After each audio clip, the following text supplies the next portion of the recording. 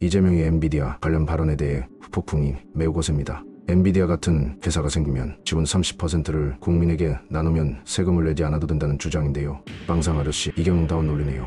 해당 기사에 달린 댓글을 보면 일단 엔비디아 같은 회사가 생길 수 없다는 댓글이 많던데요. 제 생각은 조금 다릅니다. 왜 우리나라에 엔비디아 같은 회사가 생길 수 없나요? 지금 당장은 아니더라도 언젠가는 생길 수 있다고 생각하고요. 제가 생각하는 이 발언의 가장 큰 문제점은 지분 30%를 국민에게 나눈다는 발상입니다. 민간 기업입니다. 어떻게 민간 기업의 지분 30%를 국민에게 나눌 수 있을까요? 이런 만행은 러시아도 중공 공산당도 하지 않는 만행입니다. 이런 발상이 놀라운 것이 아니라 이런 발상을 한다는 자체가 너무나 경악스러운 충격적인 발상입니다. 이건 공산주의나 사회주의도 아닌 말 그대로 이슈에 올라타려는 헛소리에 불과할 뿐입니다. 물론 개딸들이 환호하겠지만 이재명은 여기에도 기본사회를 가져다 붙이며 군대도 AI로 대체를 하자는 헛소리도 했는데 정작 자기는 경제와 국방의 의무에 대한 기본도 모르면서 여기저기 기본을 가져다 붙이는 것이 역겹기만 합니다. 그럼 이재명의 엔비디아 발언이 왜 헛소리인지 살펴보겠습니다. 현재 엔비디아의 주당 가격은 18만원 정도이고 시가총액은 한화 4,600조 정도인데 이 중 30%는 1,380조.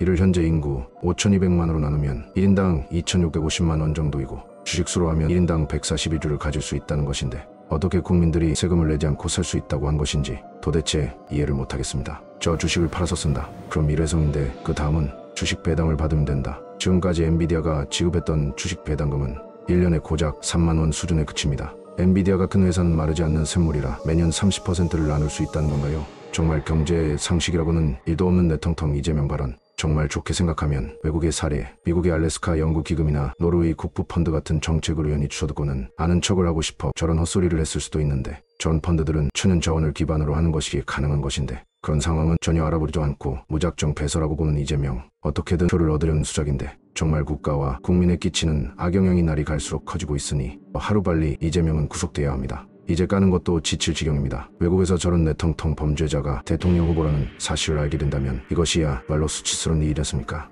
마지막으로 이번 이재명 발언에 대한 AI의 판단을 남깁니다. 경제 원리와 현실 데이터를 고려할 때 이재명 대표의 발언은 실현 가능성이나 구체성이 부족한 아이디어 수준에 머물며 엄밀히 말해 경제적 근거가 약한 허언으로 보입니다. 경제를 조금이라도 아는 사람이라면 헛소리라고 느낄 가능성이 높습니다.